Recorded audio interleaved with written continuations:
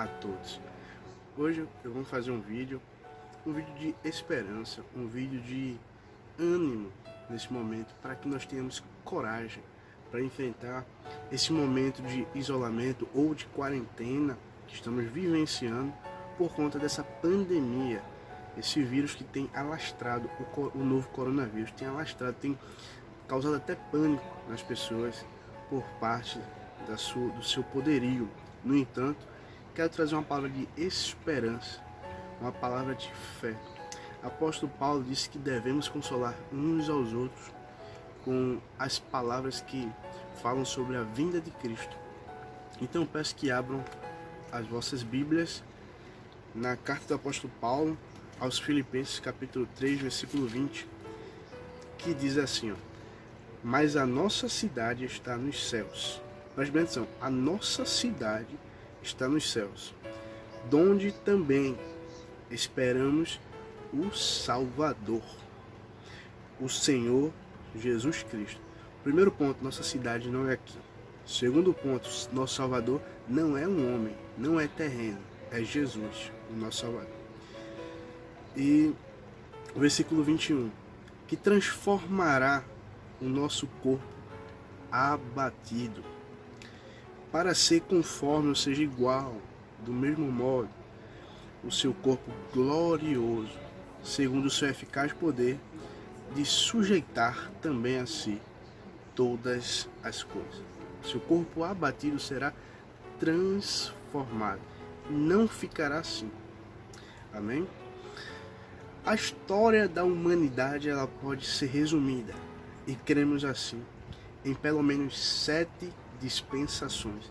A primeira dispensação é a dispensação da inocência, ou a era da inocência, que é quando Deus cria um homem. Deus cria um homem perfeito, coloca em um ambiente perfeito chamado de Éden, que em hebraico quer dizer paraíso, para que ele pudesse dominar a terra, sujeitar, cuidar dos animais. E Deus dá uma mulher para ele, para que seja completa a sua felicidade. No entanto, a gente conhece a história. Adão, ele peca. Uma vez que ele peca, surge uma nova dispensação. A dispensação vigente agora é a dispensação da consciência. Amém? Cada dispensação ela traz consigo um juízo. Após a dispensação da inocência, houve o juízo chamado de expulsão do jardim do Éden. Só que abram as Bíblias em Gênesis para analisarmos algo interessante que a palavra de Deus vai nos dizer no capítulo 3. Quando Deus ele começa a falar dos seus juízos e depois ele faz a promessa que a semente da mulher esmagaria a cabeça da serpente, ele fala algo interessante. Ele diz no versículo 17 do capítulo 3, ele diz assim, maldita é a terra por tua causa. Preste atenção, maldita é a terra, ou seja, a maldição sobreveio à terra depois do pecado. Com dor comerás dela todos os dias da tua vida. Isso fala de trabalho, trabalho árduo, dificuldades. Espinhos e cardos também te produzirá.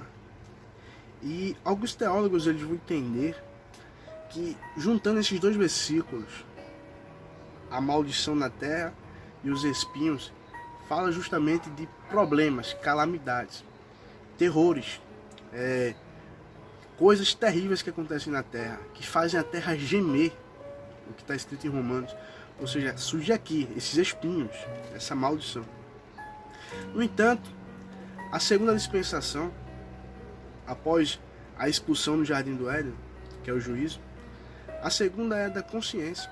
O homem agora ele é conhecedor do pecado, ele é conhecedor do bem e do mal. Ele tem agora tantos pecados que o pecado da humanidade chegou na ira de Deus.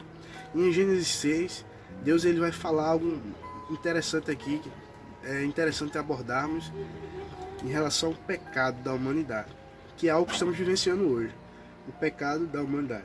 Gênesis capítulo 6, versículo 5. E viu o Senhor que a maldade, observe, a maldade do homem se multiplicara sobre a terra, e que toda imaginação dos pensamentos de seu coração era só má continuamente. Jesus, ele fala para nós prestarmos atenção. A palavra de Deus vai dizer para prestarmos atenção no dia de Ló e no dia de Noé, os dias de lá, quando os nossos forem semelhantes, isso implica dizer que a volta de Jesus, ela vai acontecer e é iminente.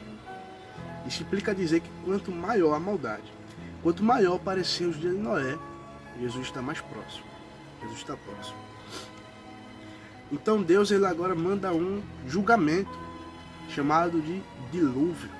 A segunda dispensação da consciência, Deus manda um dilúvio. Agora vamos para a terceira dispensação, a dispensação do governo humano. Depois do dilúvio, surge um homem chamado Nimrod. Nimrod, ele é um descendente de Noé.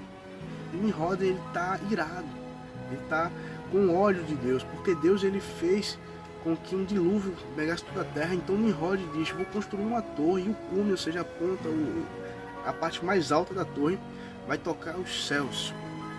E lá ele ia colocar uma divindade. E o objetivo dessa torre era justamente, se Deus mandasse um dilúvio sobre a terra, a torre era tão alta que Deus não poderia matar os homens. Então Nimrod, que significa rebelião ou rebelar-se, ele constrói essa torre. E Deus manda o terceiro juízo. O terceiro juízo sobre a terra foi a confusão das línguas. Aqueles que estavam em cima pediam tijolos e os que estavam embaixo tendiam cimento, porque as línguas foram confundidas.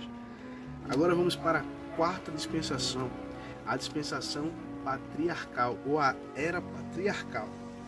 Está escrita no Gênesis capítulo 15. É uma época em que surgem os patriarcas. Capítulo 12 vai falar sobre o patriarca Abraão. E assim por diante.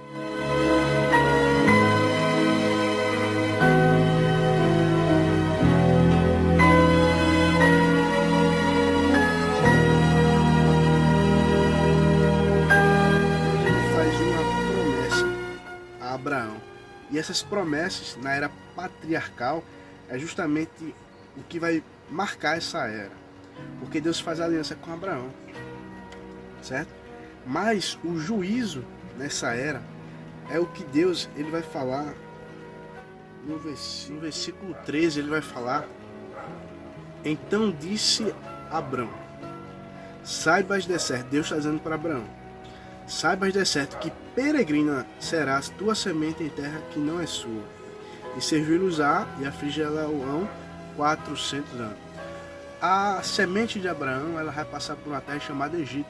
Os primeiros 30 anos, né, com José e outros mais, que não há servidão, não há dor, porém surge o faraó, surge o rei que não conhece a José, e esse rei, ele aflige o povo israelita. Ele pensa, ou ele é tomado pelo diabo, talvez, e ele começa a olhar para o crescimento do povo hebreu, e ele começa a entender: esse povo vai se rebelar contra nós. Então ele começa a afligir o povo. Aí se cumpre a promessa que Deus fez a Abraão, e o versículo 14 do capítulo 15 de Gênesis diz assim: ó, mas também eu julgarei a gente a qual servirão, e depois sairão com grande fazenda. Passa-se a quarta dispensação e surge agora a quinta dispensação. A primeira, inocência. A segunda, consciência. A terceira, governo humano. A quarta, patriarcal. A quinta, a lei. A era da lei, ela é interessante, porque Deus, ele agora vai dizer o que ele quer que o homem obedeça, para que o homem seja separado. Então ele entrega a lei a Moisés, e Moisés entrega ao povo, o povo hebreu. E o povo hebreu agora, eles são guiados por uma lei. Eles têm agora um alvo, eles têm agora uma direção, e se eles desviarem é pecado. Por isso que pecado em hebraico significa desviar-se do alvo. Então eles agora têm um norte. Só que aí surge o quinto juízo. O quinto juízo é justamente quando Israel, ou o povo hebreu, ele perde a sua nacionalidade. Surge agora a diáspora judaica. O povo de Israel é disperso em todo o mundo agora. Eles são presos na Babilônia, eles são cativos em diversos países, em diversos estados, em diversos lugares, e agora eles não têm mais sua nacionalidade, eles perderam a sua essência, a sua identidade, até o momento em que eles se lembram de Deus. Quando eles se lembram de Deus, aí Deus age de benevolência e misericórdia para com eles, e Deus começa a salvar. Só que nesse juízo é interessante que o povo hebreu, os israelitas, eles começam a levar a lei para os outros povos. Ou seja, se o Egito acreditava em vários deuses, agora o povo hebreu está mostrando que existe só um Deus. Existe um único Deus verdadeiro. Deuteronômio capítulo 6 vai dizer que Deus, ouve Israel, o Senhor teu Deus é o único Deus. Isso é chamado de chamar, que é justamente Deus dizendo, o povo entendendo que só existe um Deus. A sexta dispensação, e é aqui que eu encerro o vídeo, é aqui que eu faço a meditação da gente, é aqui no nosso alvo, a dispensação da graça, a dispensação da igreja, a dispensação do Espírito Santo. Uma vez que essa dispensação ocorre, ela acontece, vemos o Espírito Santo voltando à terra com poder e glória. Vemos uma ação do Espírito Santo em Atos capítulo 2. Vemos o Espírito Santo agindo no livro de Atos de forma tão tremenda que Charles, salvo engano é Charles, ele vai dizer o seguinte, ele vai comentar dizendo: Atos não deveria ser Atos dos Apóstolos, deveria ser Atos do Espírito Santo, porque o Espírito Santo é o alvo, é o principal agente do livro de Atos. E é tão interessante essa questão que o apóstolo Paulo ele vai dizer que o ministério da justiça opera e só tem alguma coisa, só tem uma coisa que o detém, que para. Ou seja, o anticristo ainda não foi revelado em seu poderio e sua glória, porque uma coisa o detém: a igreja e o Espírito Santo. Uma vez que a igreja e o Espírito Santo, na época da graça, eles forem retirados do mundo, vai surgir uma época chamada de grande tribulação. Haverão 3 anos e meio de falsa paz e 3 anos e meio de grande tribulação, de dores. Alguns relatos bíblicos vão dizer que esse momento é tão terrível que nunca antes na história da humanidade, nenhuma das 7 dispensações, nenhum dos 7 juízos foi tão horrendo. E nunca mais terá ou haverá um momento como esse. E esse momento vai ser precedido pelo chamado princípio das dores. O momento em que o Espírito Santo desce, podemos dizer que começam os princípios das dores. O princípio da dor é conhecido pelas epidemias, pelos falsos cristos que aparecem. Eu posso pensar atualmente em pelo menos 4 cristos. Henrique Cristo, um Jesus que apareceu que parece muito com o cinema de Hollywood. Ele vai passando e as pessoas começam a tocar nele, querendo receber uma cura ou algo. E outro que falou que era Yoshua. Uma seita polêmica. Seu líder acredita ser a reencarnação de Jesus Cristo. Já convenceu milhares de seguidores em todo o mundo. Uma seita que ataca duramente doutrinas e outras religiões.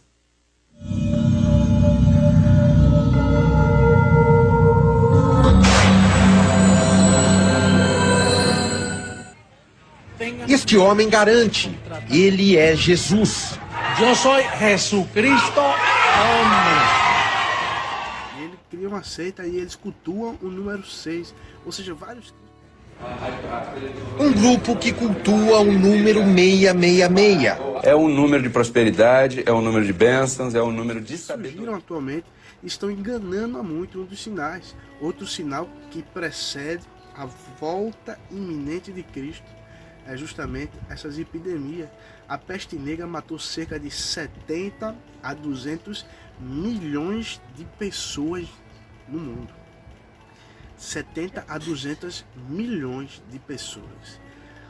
Outras, febre amarela, H1N1, tantas outras doenças que Lucas ele vai dizer que epidemias em vários lugares, ou seja, cada país vai tendo uma epidemia e essa epidemia vai se esparramando por todo o mundo, de modo que surge uma pandemia e começa a trazer caos, pânico, pessoas sendo enterradas, pessoas sendo mortas. Esses sinais só querem dizer uma coisa: Jesus está voltando. Jesus está voltando. Esses sinais só significam isso, porque a dor é para as pessoas que estão na terra, sem esperança. Os ímpios que não têm salvação, eles sentem dor. Nós sentimos esperança porque sabemos que Jesus está voltando. Esses sinais para o ímpio é para se arrepender. Agora, para a igreja é para acender a chama, porque o noivo está voltando. Jesus está voltando. O texto que lemos, ele é bem nítido, ele vai dizer uma das maiores verdades que podemos pensar. Filipenses 3:20 diz assim, mas a nossa cidade está nos céus. Ou seja, sempre que surge uma epidemia, um sinal nos céus, terremoto, mortes, dores, prantos, é Jesus dizendo, o lar de vocês não é aí. A terra está gemendo, está com dores de parto, ou seja, o princípio das dores é as dores de um parto. A terra está prestes a dar à luz e está tendo dores, contrações. Os princípios das dores é o momento em que estamos vivendo. E o sexto juízo é chamado de grande tribulação. A igreja sobe, é arrebatada. É aí que você deve focar sua esperança. É justamente nesse ponto, você será arrebatado. Você será levado aos altos céus. Pense nisso, põe a sua esperança. Quando Noé foi avisado, ele construiu uma arca. A arca quer dizer igreja, você faz parte da igreja. A porta da arca é Jesus. Jesus disse, entrai pela porta estreita, porque ela vai conduzir à salvação. Ou seja, quem entrou na arca foi salvo. Agora, depois que a porta foi fechada, depois que a porta da salvação, isso fala do término do princípio das dores. É quando vai haver a grande tribulação, a porta é fechada.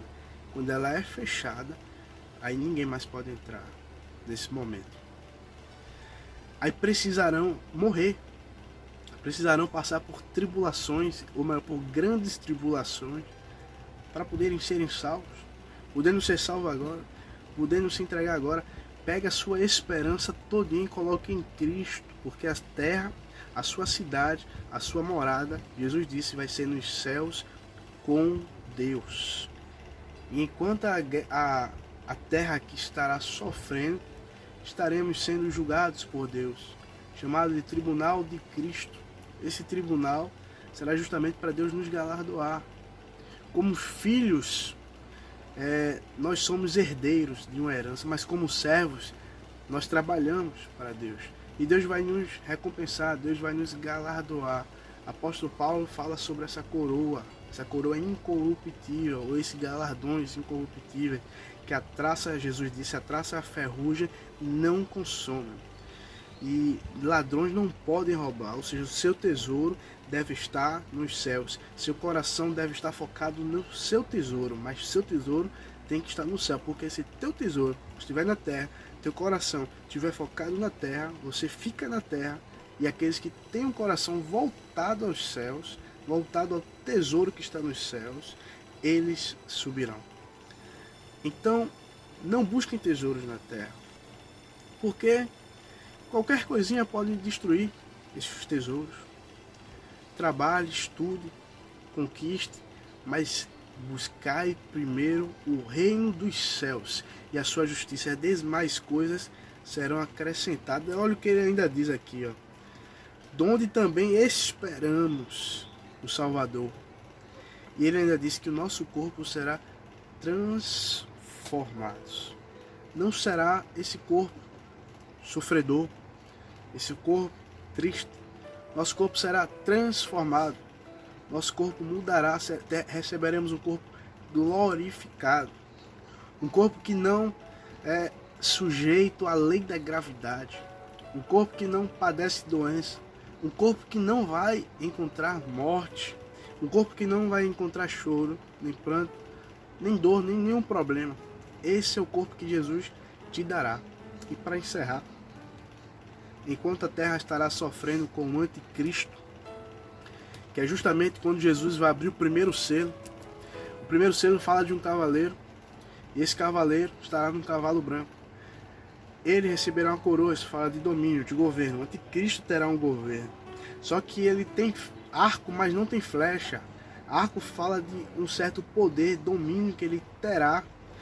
num determinado momento em que ele vai persuadir as nações, porém não fala de flechas, ou seja, ele vai persuadir as pessoas com seus discursos tão lindos, tão belos, que as pessoas serão persuadidas facilmente e ele conseguirá convencer as pessoas sem precisar guerrear. Ele não precisará de flechas. E ele saiu para vencer. Ou seja, o anticristo estará governando e trazendo o terror aqui na terra. E nós, após o tribunal de Cristo, nós iremos para a sala do banquete. Quando eu falo sala do banquete, os crentes entendem. Os crentes conseguem entender por que haverá uma sala de banquete. Jesus será o nosso garçom, por assim dizer. Ele nos servirá. E lá vamos para bodas do Cordeiro. E Deus será glorificado. Mantenha firme a tua esperança em Cristo, porque Ele é o único Salvador. Charles Spurgeon disse: somente um Salvador como Jesus para salvar um pecador como eu. E Ele oferece perdão para todos nós e que Deus abençoe.